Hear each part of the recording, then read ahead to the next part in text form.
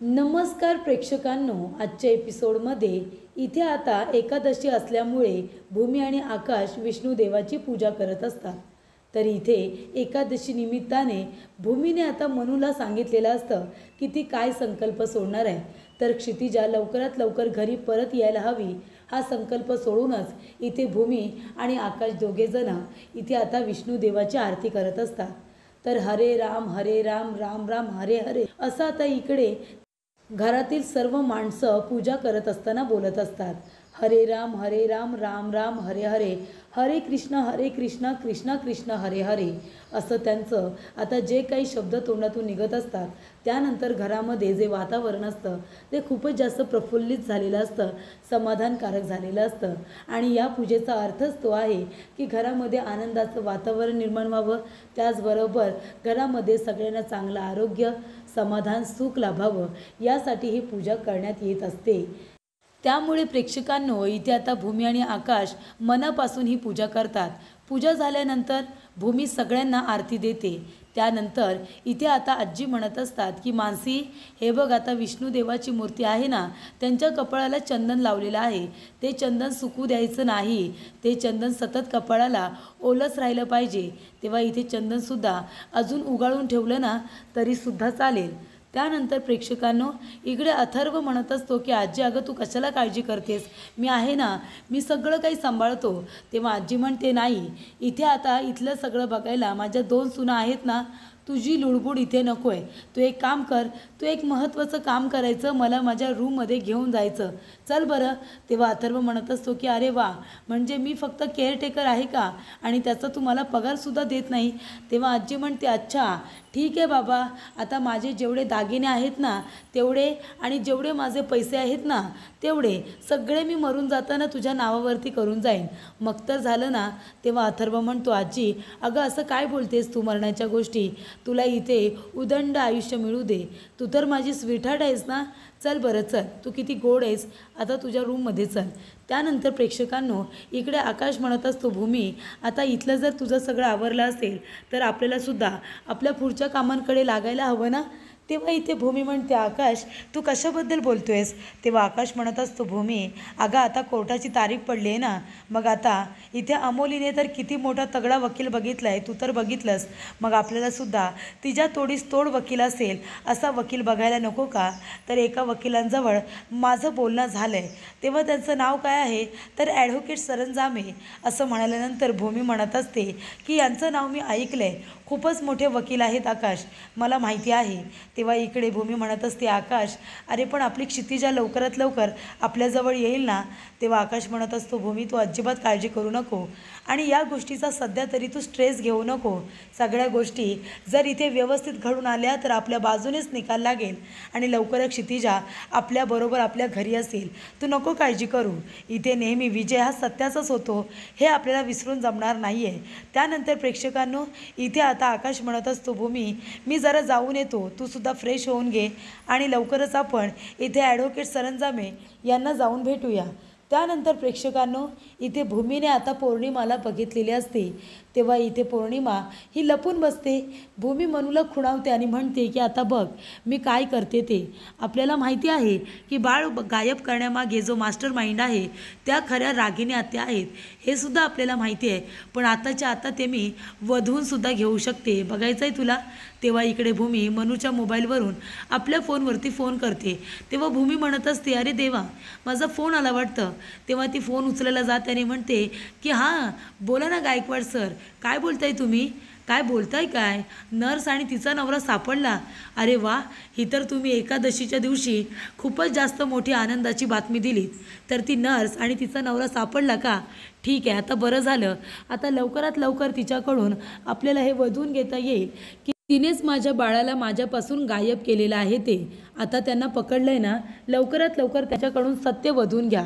बरं झालं कोर्टाची तारीख पडली, त्याच्या आधी नर्स आणि तिचा नवरा सापडला ते, आता मला माझ्या क्षितिजाला एकमेकींपासून कुणीही वेगळं करू शकत नाही, ज्याला जे करायचं आहे ना ते करू दे, आम्ही दोघीजणी एकमेकींपासून कधीच वेगळे नाही होणार असं आता भूमी ठामपणे म्हणत असते। त्यानंतर प्रेक्षकांनो, इकडे आता भूमी म्हणत असते गायकवाड सर त्या नर्सला आधी विचारा की तिने माझ्या बाळाला कुणाच्या सांगण्यावरून गायब केलं होतं. ते काय गरज होती तिला माझ्या बाळाला इथे गायब करायची आणि माझ्या बाळाच्या जागी एका मृत झालेल्या मुलाला आणून ठेवायची. तेव्हा इथे आता भूमी फोनवरती बोलत असताना पौर्णिमाने सगळं बोलणं ऐकलेलं असतं आणि त्यामुळे इथे पौर्णिमा तेव्हाच विचार करते की मी आताच्या आता जाते आणि इथे आईंना सगळं काही सांगते. तर इकडे भूमीला आता कळलं आहे. भूमीला आता कळणार की इथे नर्सने कुणाच्या सांगण्यावरून बाळाला गायब केलं होतं. त्यानंतर प्रेक्षकांनो इथे आता भूमी म्हणत असते की मनू बघच तू, ही पौर्णिमा आहे ना दिसते तशी नाही आहे. आताच्या आता ती आईंकडे जाईल आणि त्यांना सांगेल की मी इथे आता नर्सबद्दल आणि तिच्या नवऱ्याबद्दल बोलत होते. गायकवाड सरांना ते सापडलेत असं आता त्यांचं म्हणणं आहे. तेव्हा त्यांनी लवकरात लवकर आता आपल्याला इथे बोलावले पोलीस स्टेशनला असं म्हणाल्यानंतर मनूला ती सांगत असते की गायकवाड सरांनी तर आनंदाची बातमी दिली.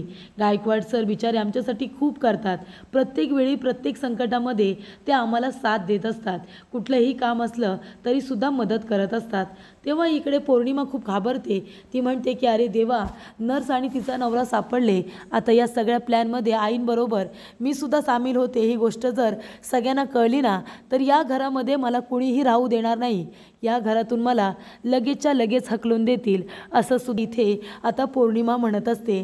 त्यामुळे आता आईंना जाऊन सांगते. तेव्हा इकडे भूमी म्हणत असते की मनू बघितलंस ना, आता ही पौर्णिमा आत्यांना भेटायला जाते म्हणजे नक्कीच या दोघींनी मिळून काहीतरी केलं आहे असं आता इकडे भूमीला कळलेलं असतं. त्यानंतर पौर्णिमा जाता जाता थांबते. तेव्हा भूमी इथे आता मागून बघत असते की पौर्णिमा करते काय. तेव्हा पौर्णिमा तिथेच उभी राहिलेली असते. तिला आठवतं रागिनी म्हणालेली असते की पौर्णिमा घाईघाईने जे काही घडेल ना ते लगेच मला सांगायला यायचं नाही. आधी तू त्या गोष्टीचा विचार करायचा, कारण ती भूमी आहे ना खूपच जास्त चालाक झाली. तुला माहिती आहे मागच्या वेळेला तिने काय केलं होतं. तर इकडे आता गोडाऊनमधून चोरी केलेला माल ते ट्रक आहेत ना सापडलेत असं ती म्हणाली होती आणि इथे गोडाऊनला फक्त आग लागली हे सगळं सत्य तिला कळले असं तिने मला फक्त भासवलं आणि त्यानंतरला तिने माझा काटा काढायची सुरुवात केली. तेव्हा रागिनी म्हणते की पौर्णिमा, जेव्हा ती भूमी आता अशी काही ट्रिक वापरेल ना, तुझ्यासमोर ती फोनवरती असं बोलेल काहीही, त्यानंतरला तू जरा सावध व्हायचं, कारण इथे तिने नर्सच्या नवऱ्याला सुद्धा असंच आपल्या आता बोलण्यामध्ये अडकवलं होतं, त्याच्याबरोबर डील केली होती. तेव्हा इथे गायकवाड सरांना भूमी म्हणालेली असते की इथे आता आपल्या जाळ्यामध्ये मासा अडकला आहे. तेव्हा आपल्या बाजूने तो बोलणारच, निदान पैशांसाठी तरी नक्कीच बोलेल. त्यानंतर प्रेक्षकांनो इकडे आता पौर्णिमा म्हणत असते, आई अगदी तुम्ही बरोबर बोलताय. आई तुम्ही जे काही बोलताय ना ते अगदी बरोबर आहे. मी आता कोणाच्याही बोलण्यावरती सहजरित्या विश्वास ठेवणार नाही आणि माझा गोल इथे एकदम क्लिअर आहे. मला इथे काहीही करून महाजनांची प्रॉपर्टी मला माझ्या घशात घालायची आहे. या प्रॉपर्टीसाठी मी काय काय नाही केलं हे तुला पण बरोबर माहिती आहे. तेव्हा ही प्रॉपर्टी आता काही झालं तरी मला मिळायलाच हवी. तेव्हा इकडे रागिनीने सांगितलेलं असतं की पौर्णिमा, जेव्हा इथे भूमी अशी काही आता ट्रिक वापरेल ना फोनवरती बोलण्याची, तेव्हा तुला समजून जायचं आहे. तू विचार करायचा की इथे आता भूमी जे काही बोलते ते खरं आहे की मला या गोष्टीची शहानिशा करायला हवी, याचा विचार करायचा. भूमी खूपच जास्त स्मार्टली आपल्याला या सगळ्या प्रकरणामध्ये अडकवते. ती आता आपल्या विरोधामध्ये पुरावेसुद्धा शोधण्याचा प्रयत्न करते. तेव्हा इथे प्रेक्षकांनो आता रागिनी ते तिला व्यवस्थित समजावून सांगितलेलं असतं की पौर्णिमा, लगेच इथे तू रिॲक्ट होऊ नकोस. ती काहीही म्हणाली ना तरीसुद्धा शांतपणे तिचं बोलणं ऐकून घ्यायचं. लगेच रिॲक्ट व्हायची काहीच गरज नाही आहे. तेव्हा पौर्णिमा म्हणते, हो आई, तुम्ही सांगितलेत ना मी तसंच करणार. ती जरी माझ्यासमोर काहीही बोलली तरीसुद्धा मी त्याच्यावरती विचार करेन की ते बोलते ते खरं आहे की खोटं आहे. हे आता इथे पौर्णिमाला तिने व्यवस्थित समजावून सांगितलेलं असतं. त्याचबरोबर प्रेक्षकांनो इकडे आता पौर्णिमा म्हणत असते की नेहमी नेहमी या भूमीचंच आपण का ऐकायचं, आपण एक काम केलं पाहिजे. आता ती म्हणाली ना की नर्स आणि तिच्या नवऱ्याला पकडले म्हणून, मग मी त्यापेक्षा इथे पोलीस स्टेशनला फोनच करते ना आणि एकदा चौकशी करून घेते. नाहीतर मी इथे आता अमोलीला फोन करायला जाते आणि जो काही प्रकार घडला ना तिच्याबरोबर ते सुद्धा आता सांगणार असते. तेव्हा इथे भूमी म्हणत असते की अशी काय, रागिनी आत्यांच्या रूमकडे न जाता ती चालले कुठे. तेव्हा पौर्णिमाने अमोलीला फोन केलेला असतो आणि ती तिच्याबरोबरच फोनवरती बोलत आता जात असते. तेव्हा भूमी म्हणत असते की मला तर वाटलंच होतं, दुसरी मी काही अपेक्षा केली नव्हती. ती असंच काहीतरी करणार हे मला आधीपासूनच माहिती होतं. तेव्हा भूमी म्हणते की मनू, तू एक काम करतेस का, आकाश, अथर्व, आजी या तिघांनासुद्धा तू खाली बोलव, कारण का इथे आता पूजेची वेळ झाली आहे आणि इथे सगळी तयारीसुद्धा करण्यात आली आहे. मी चंदन उगाळून ठेवते, तोपर्यंत तू त्या तिघांना आता खाली घेऊनच ये असं तिने सांगितलेलं असतं. त्यानंतर प्रेक्षकांनो, इकडे आता यशपाल काका म्हणत असतात की काय चाललं आहे या घरामध्ये. ही रागिनी आता माझी कुंडली बाहेर काढण्याचा प्रयत्न करते. माझ्याबद्दल अजून तिला काय काय माहिती मिळणार आहे काय माहिती. त्याच्या आधी मला इथून आता कल्टी मारायला हवी. त्याआधी मला इथे त्या अभिजित आणि त्याचबरोबर बाळाचं सत्य जे मला माहिती आहे ते भूमीला सांगायला हवं. ते भूमीला सांगितल्यानंतरच मग तिला इथे खात्री पटेल की ते बाळ माझंच आहे म्हणून. तेव्हा यशपाल काका म्हणतात ठीक आहे, मी हवे तसे पैसे भूमी आणि आकाशकडून घेतो, त्यांना इथे रागिनीचं सत्य सांगतो आणि लगेचच इथून निघून जातो. असा प्लॅन इथे आता यशपाल काकांनी केलेला असतो. कारण का प्रेक्षकांनो, इथे आता यशपाल काकांना इथे रागिनी मारण्याचा प्रयत्न करणार असते. रागिनीने 2 वेळा यशपाल काकांचा जीव घेण्याचा प्रयत्न केला आहे. तेव्हा यशपाल काका जरा टेन्शनमध्ये आहेत. त्यांना असं वाटतंय की ही रागिनी मला सोडणार नाही, मला ती मारून टाकेल. त्याआधी मला इकडे आता भूमीला सगळं सत्य सांगायचं आहे. भूमी म्हणते मनू जा ना, अगं तू जाऊन आता सगळ्यांना बोलावून घेऊन ये, पूजेची वेळ आता होणारच आहे. त्यानंतर मनू इथे आता भूमीने सांगितल्याप्रमाणे इथे आकाश, अथर्व, आजी यांना जेवायला बोलावते आणि त्यानंतर इथे पूजासुद्धा असणार असते. तर प्रेक्षकांनो, इकडे आता यशपाल काका म्हणत असतात की मला आत्ताच्या आत्ता भूमीला जाऊन सगळं सत्य सांगायचं आहे. आणि तो आता दारातून आपला पाय बाहेर काढतो तर त्याच्या पायामध्ये स्क्रू टोचला जातो. तो स्क्रू टोचल्यानंतर पायातून खूपच जास्त रक्तस्राव हा होत असतो. भूमी इथे आता चंदन उगाळत बसलेली असते. भूमी आपलं काम करत असते आणि तेवढ्यातच इथे आता लंगडत त्या ठिकाणी यशपाल काका येत असतात. तर इथे यशपालच्या पायामध्ये इथे आता स्क्रू टुपल्यामुळे तो म्हणतो की हा इथे कसा काय स्क्रू आला. त्यानंतर प्रेक्षकांनो, यशपाल काका आता भूमीला सत्य सांगायला जात असतात. ते सुद्धा लंगडत पण ते लिक्विड एवढं स्ट्रॉंग असतं की ते लिक्विड थोडं जरी आपल्या शरीरामध्ये गेलं आणि ते शरीरभर पसरलं तर लगेचच इथे आपल्याला आता रक्त हे घट्ट होतं आणि आपल्याला हृदयविकाराचा झटका येऊ शकतो. हे आता सगळं तिला समजलेलं असतं. त्यानंतर प्रेक्षकांनो, म्हणूनच इथे रागिनीने हा प्लॅन केलेला असतो की इथे त्या स्क्रूला इथे लिक्विड लावायचं आणि ते यशपालच्या अंगामध्ये गेलं पाहिजे.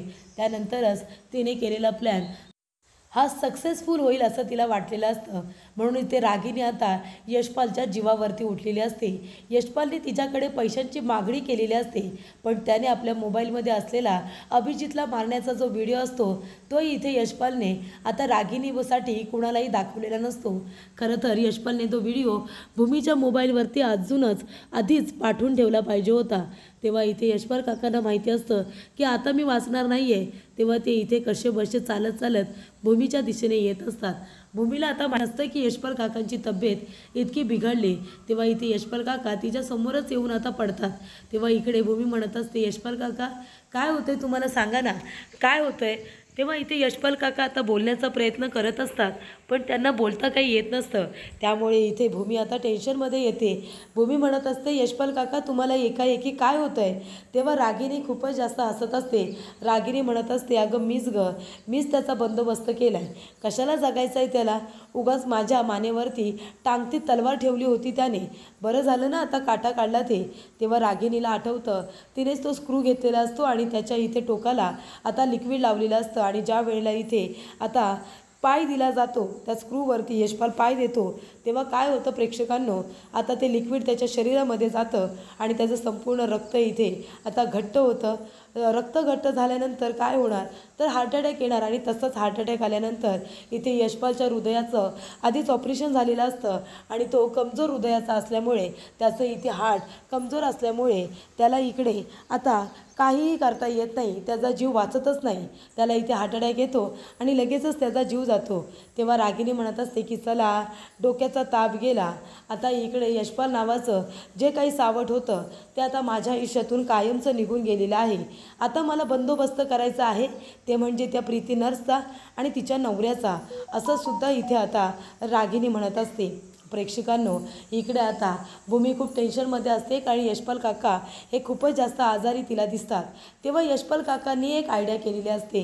तिथे चंदन उगाळून जे ठेवलेलं असतं ते आपल्या हाताला घेऊन त्याने इथे आता लिहिण्याचा प्रयत्न केलेला असतो की अभि आणि बाळ असं 2 शब्द त्याने लिहून ठेवलेले असतात आणि त्याच्यामुळे इथे त्याला हिंट द्यायची असते की अभिलासुद्धा ज्यांनी मारलं ती रागिनी पटवर्धन होती, तुझ्या बाळाला जिने गायब केलं तीसुद्धा रागिनी पटवर्धन आहे, तिला तुम्ही लवकरात लवकर अरेस्ट करा, तिला तिच्या गुन्ह्याची शिक्षा मिळवून द्या.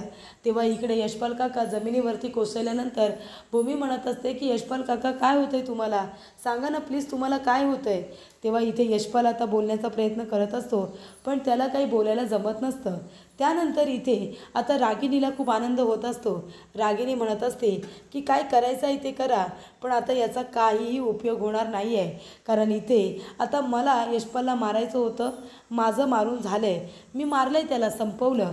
आता लवकरच त्या नर्सचा आणि त्याचबरोबर इथे त्या तिच्या नवऱ्याचा दोघांचा मला काटा काढायचा आहे. म्हणजे माझ्या या सध्याबद्दल, माझ्या या आताच्या कृतीबद्दल कुणाला काही कळणार नाही की मी कशा पद्धतीने इथे सगळं काही चेंज केलं आहे. त्यामुळे इथे प्रेक्षकांनो भूमी म्हणत असते की काय झाले तुम्हाला यशपाल काका, सांगा ना, काहीतरी बोला. यशपाल बोलण्याचा प्रयत्न करत असतो पण इथे आता त्याला बोलता येत नसतं. त्यामुळे अभि आणि त्याचबरोबर बाळ असे शब्द त्याने निदान लिहून तरी ठेवलेले असतात. त्यानंतर प्रेक्षकांनो इकडे आता आकाश आणि भूमी या दोघांना खूप मोठा धक्का बसतो की अचानकपणे इथे आता यशपाल काकांना हार्ट अटॅक कसा काय येऊ शकतो, अचानकपणे त्यांचा जीव कसा काय जाऊ शकतो. त्यानंतर घरातले सगळेजणच दुःखी कष्टी बसलेले असतात. भूमी त्याचबरोबर मानसी इथे रागिनी रडायचं नाटक करत असते, तर इथे आकाश आणि भूमी दोघेजणं इथे आता दमून खमून आलेले असतात. कारण का इथे अंत्यसंस्कारासाठी ते दोघेजणं गेलेले असतात. तेव्हा प्रेक्षकांनो पौर्णिमा म्हणत असते की अरे देवा, म्हणजे इथे तर आता कोणाशीही बोलण्याचा संबंध येतोयच कुठे. रागिनी म्हणत असते गेला यशपाल गेला, काय गरज होती त्याला ही गोष्ट सगळ्यांपासून लपवून ठेवायची, आधीच जर आम्हाला सांगितली असती तर काहीतरी चांगली ट्रीटमेंटसुद्धा करता आली असती, पण नाही, आमच्यापासून सगळ्या गोष्टी लपवल्या ना. तेव्हा इथे आकाश आणि भूमी एवढे त्यांनी प्रॉब्लेम्स आता फेस केले होते, पण तरीसुद्धा भूमी इथे आकाशची साथ सोडून कधीच जात नाही. त्यानंतर प्रेक्षकांनो इथे आता रागिनी म्हणत असते की यशपालला इथे आता हार्ट अटॅकचा प्रॉब्लेम होता, त्याला आधीसुद्धा हार्ट अटॅक आला होता, त्याचं ऑपरेशन झालं होतं ना, त्याचं हृदय खूपच जास्त कमजोर होतं, त्याची काळजी घ्यायची होती आपल्याला, आणि हे काय झालं अचानकपणे, माझी काळजी ही आता कुणीही घ्यायची गरज नाही आहे असं रागिनी म्हणते. रागिनी म्हणत असते यशपाल, अरे तुला हार्ट अटॅक होता याबद्दल आम्हाला सांगायचं तरी रे, आम्ही नक्कीच काहीतरी केलं असतं. बिचारा साधा भोळा यशपाल. तेव्हा आजी म्हणत असतात नाहीतर काय, गेल्या जन्मी आपण नक्कीच काहीतरी पुण्य केलं असेल म्हणून अशी यशपालसारखी माणसं आपल्या घरपर्यंत येतात. त्यानंतर प्रेक्षकांनो इथे आता रागिनीने डोक्याला हातच लावलेला असतो. ती म्हणत असते की देवा त्यांच्या आत्म्याला शांती दे, शांती दे त्यांच्या आत्म्याला. त्यानंतर प्रेक्षकांनो इकडे आता रागिनी देवाला इथे म्हणत असते की यशपालच्या आत्म्याला शांतता मिळायला हवी. त्यानंतर प्रेक्षकांनो आकाश आलेला असतो. तेव्हा आजी विचारतात की सगळं काही व्यवस्थित झाले ना, अंत्यसंस्कार व्यवस्थित झाले. तेव्हा आकाश म्हणतो हो आजी, सगळं काही अगदी व्यवस्थित झालं आहे. त्यानंतर इथे त्यांना हार्ट अटॅक कसा काय आला असेल, धडधाकट माणूस चांगला आपल्याबरोबर फिरतोय, हेल्दी आहे, आणि त्याला इथे अचानकपणे हार्ट अटॅक कसा काय आला असेल. तेव्हा रागिनी म्हणत असते की हा हार्ट अटॅक आहे ना, तो आलेला नाही आहे, तर मी त्याला आणून दिला आहे. काय गरज होती माझ्या वाकड्यात जायची, शांतते सांगितलं होतं ना की पैसे मिळाल्यानंतर देईन म्हणून, पण त्याला अजिबात धीर नव्हता. त्यानंतर प्रेक्षकांनो इकडे आता अथर्व म्हणत असतो की आकाश हा स्क्रू आहे ना, हा स्क्रू यशपाल काकांच्या पायामध्ये घुसला होता, हा बघ हा स्क्रू आहे तो, कदाचित त्यांच्या पायातून जे रक्त आलं होतं ना, हा स्क्रू त्यांच्या पायाला टुपल्यामुळेच आला होता, हा स्क्रू मला त्यांच्या रूमच्या बाहेर मिळाला. तेव्हा इथे रागिनीला आठवतं की ज्या वेळेला इथे यशपालने कशा पद्धतीने तिला धमकी दिली होती की तिचं सत्य रागिनीला सांगणार म्हणून. तेव्हा इथे रागिनी म्हणत असते आता यशपाल, आता तू माझ्याबद्दल काय सांगणार आहेस रे. तसंच त्या नर्सला पकडून तिचासुद्धा लवकरच मला गेम करायचा आहे. तर आता इकडे एवढूसा स्क्रू त्याच्यावरती लिक्विड लावल्यामुळे ते लिक्विड त्याच्या शरीरात जाऊन एवढा मोठ्या मुलाचा जीव गेलेला असतो. ही गोष्ट आता ऐकल्यानंतर रागिनीलासुद्धा टेन्शन येतं. पण रागिनीला टेन्शन काय येतं, तर आपलं इथे सत्य कुणाला कळणार तर नाही ना, कारण इथे अथर्व म्हणतो की या स्क्रूचा आणि त्याचबरोबर इथे आता काकांच्या मृत्यूचा काही एकमेकांशी संबंध तर नसेल ना, यशपाल काकांचा आणि त्या स्क्रूचा काही एकमेकांशी संबंध तर नसेल, असं आता अथर्व म्हणत असतो. त्यानंतर प्रेक्षकांनो इथे रागिनी म्हणत असते, बिचारा यशपाल, हार्ट अटॅक होता त्याला, हार्ट अटॅकने त्याचा मृत्यू झाला. एकदा का माणसाला हार्ट अटॅक आला की जगणं हे खूपच जास्त कठीण होऊन बसतं. तेव्हा इथे भूमी आपल्या मनामध्ये म्हणत असते की ही काय सारखी आपली हार्ट अटॅक होता असं करते. तेव्हा इकडे भूमी म्हणत असते की बिचारे यशपाल काका कालपर्यंत आपल्यामध्ये होते आणि आता नाही आहेत, त्यांच्या आत्म्याला शांतता लाभू दे. तेव्हा इकडे भूमी म्हणत असते, किती काहीही बोला रागिनी आत्या तुम्हाला वाटत असेल की मला काही कळत नाही आहे, पण या घरामध्ये मी एकमेव अशी व्यक्ती आहे जी तुम्हाला अगदी व्यवस्थित ओळखते. तुम्ही जे सगळं घडून आणलेत ना, हे शोधून काढायला मला अजिबात वेळ लागणार नाही आणि ते सुद्धा मी करणार. पण आधी माझी क्षितिजा माझ्याजवळ परत आली पाहिजे आणि त्यानंतरला अभि आणि बाळ असं सुद्धा त्याने आता चंदनाने लिहून ठेवलेलं असतं, ते सुद्धा जाता. तेव्हा इथे स्क्रू आता मिळाल्यानंतर जेव्हा अथर्व म्हणतो की या स्क्रूचा त्यांच्या पायाचा आणि मृत्यूचा काही एकमेकांशी संबंध असेल का, तेव्हा भूमी आता खूपच जास्त घाबरते. तेव्हाच इथे भूमीच्या लक्षात आलेलं असतं की या गोष्टीचा विचार तर केलाच पाहिजे, असं होऊच शकतं. तर पुढील भागामध्ये आपण बघूया प्रेक्षकांनो. इथे आता भूमीला एक फोन येतो आणि सांगितलं जातं की क्षितिजाची तब्येत बिघडली. तेव्हा इकडे आता भूमी धावत पडत त्या ठिकाणी जात असते. आकाश विचारतो की भूमी कुठे आहे. तेव्हा इथे मनू म्हणत असते की भूमीताई मगाशी कुठेतरी धावत पडत गेली. तेव्हा इकडे आता भूमी ही जेलमध्ये असते, तिला अरेस्ट करण्यात आलेली असते. आकाश म्हणतो की हे बघा, तुम्ही त्या बाईला अरेस्ट केली आहे ना, मी तिचा नवरा आहे, प्लीज मला तिला भेटू द्या. तेव्हा इकडे इन्स्पेक्टर म्हणतात, नाही, त्यांनी किती मोठा गुन्हा केला आहे तुम्हाला माहिती आहे का? नाही माहिती ना, तोपर्यंत आम्ही त्यांना सोडणार नाही जोपर्यंत त्या निर्दोष सिद्ध होत नाही, असं इकडे सांगण्यात आलेलं असतं.